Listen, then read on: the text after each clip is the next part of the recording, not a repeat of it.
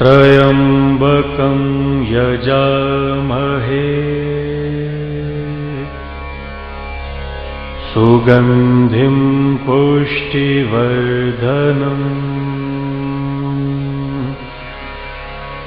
उर्वारुकमिव बन्धनान् मृत्योर्मुक्षीयमामृतात्।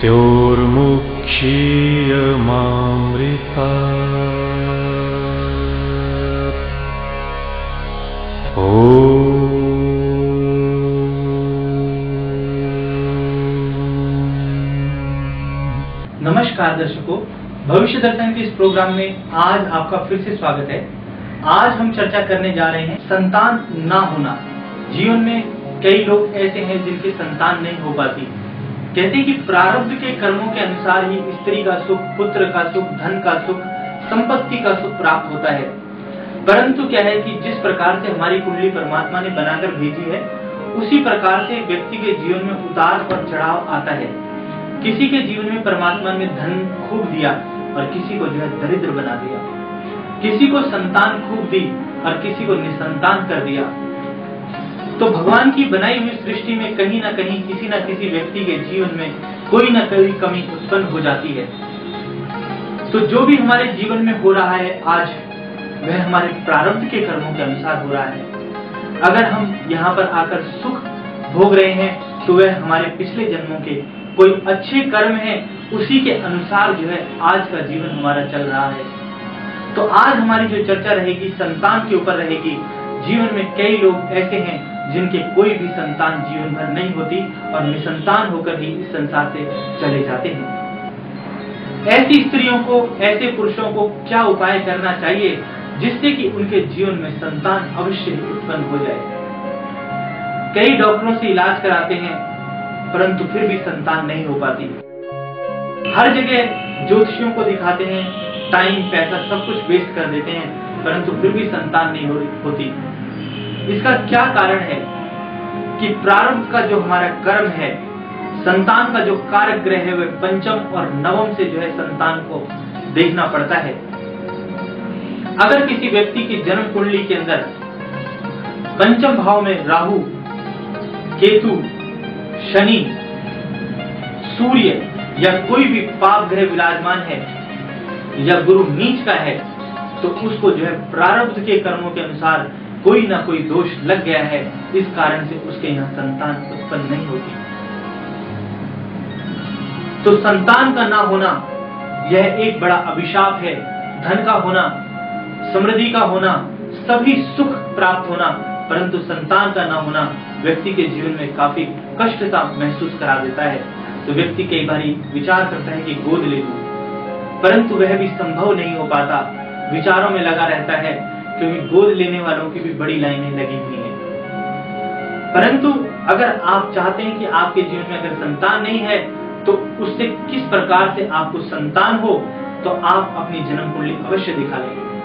अगर पंचम में राहु है तो पिछले जन्मों में श्रप संबंधी श्राप के कारण जो है आपको संतान उत्पन्न नहीं हो पा रही।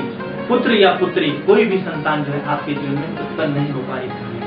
अगर गुरु आपका नीच का है और पंचम भाव में पड़ा हुआ है तो आपको जो है किसी गुरु का, आचार्य का अपमान करने के कारण और किसी बड़े बुजुर्ग को अपमानित करने के कारण या अभिशाप के कारण आपके जीवन में संतान नहीं हो पा रही। इसी प्रकार से अगर शनि आपके पंचम भाव में बैठा हुआ है तो किसी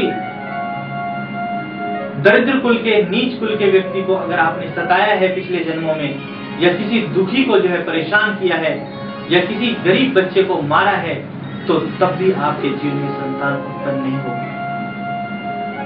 अगर सूर्य आपके पंचम भाव में है और सूर्य नीच का होकर पड़ा हुआ है और संतान का जो कारक है बृहस्पति वह भी नीच का है और संतान में काफी बाधाएं आती जा रही हैं, तो उससे पता चलता है कि किसी क्षत्रिय कुल के व्यक्ति का जो है आपने नाश किया है या उसके पुत्र की आपने जो है पिछले जन्मों में हानि की है। इस कारण से आपको संतान उत्पन्न नहीं हो पाई।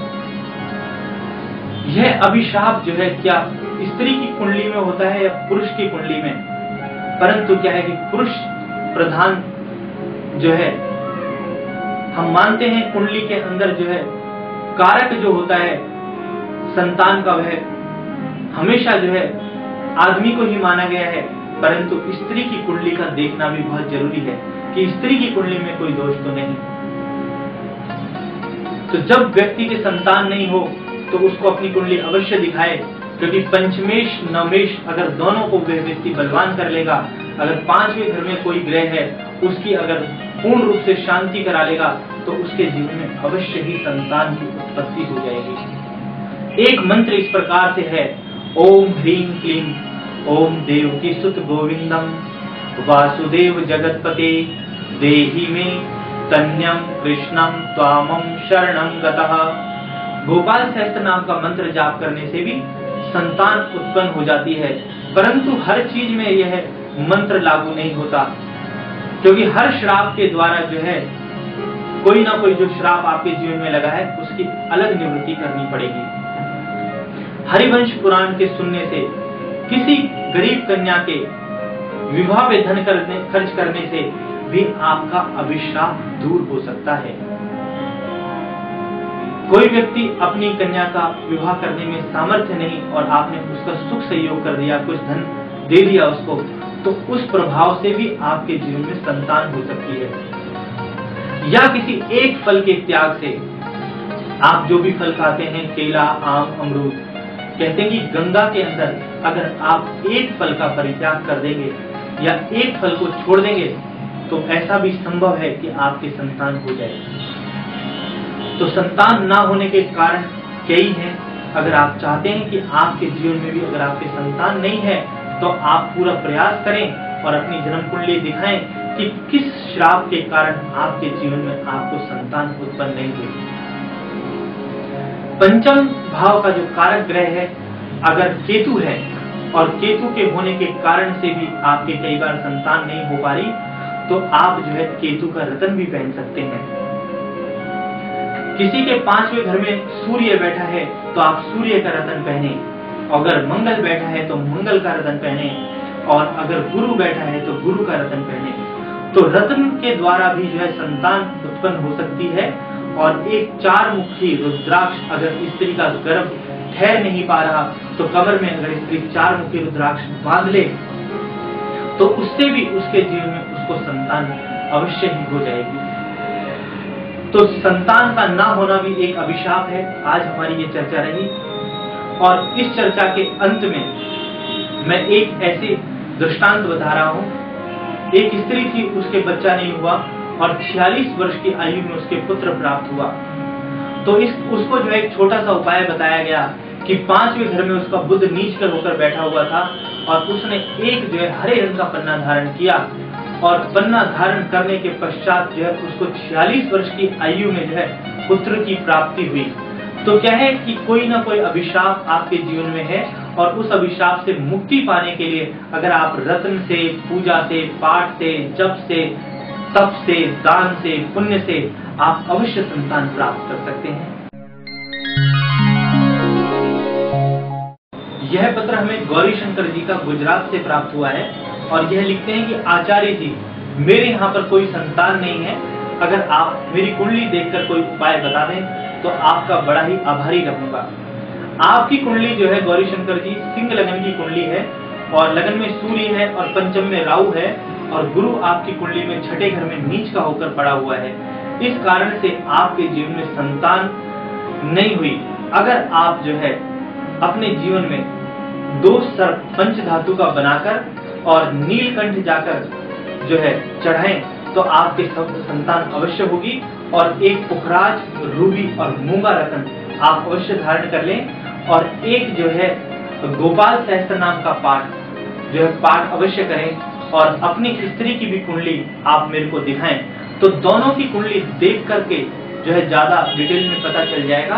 अगर हो सके तो पर्सनली आकर भी मिल सकते हैं, क्योंकि पर्सनली मिलने पर जो है कहते हैं कि संतान का जो लिंक होता है वह चरणों से पता चलता है कि चरणों में पैरों की उंगलियां कहीं छोटी बड़ी तो नहीं है, पैरेलल है या नहीं। तो जो है चरणों से आपके मैं देखकर अवश्य बता दूंगा कि आपके होएगी या नहीं। पर क्या है कि उपाय करने से ऐसा मेरा विश्वास है कि अवश्य होगी। आप करके देखिए, आपको अवश्य लाभ होगा और आप मिलिए। ओम शम। अगर आपके जीवन में कोई भी समस्या है या किसी बात से अधिक परेशान हैं, तो अपनी परेशानियों के हल के लिए आप आचार्य संजय शर्मा से संपर्क करें। आप अपनी जन्म कुंडली भी बनवा सकते हैं। इनका पता C24 कालकाजी, नई दिल्ली 19। हमारे फोन नंबर्स 9910672630, 9958144222, लैंडलाइन नंबर 01126447282, 40536016। मिलने का समय सुबह 10 से शाम के 8 बजे तक। अगर आपका विवाह नहीं हो पा रहा तो आप आज ही रजिस्टर करें gungunmarriage.com।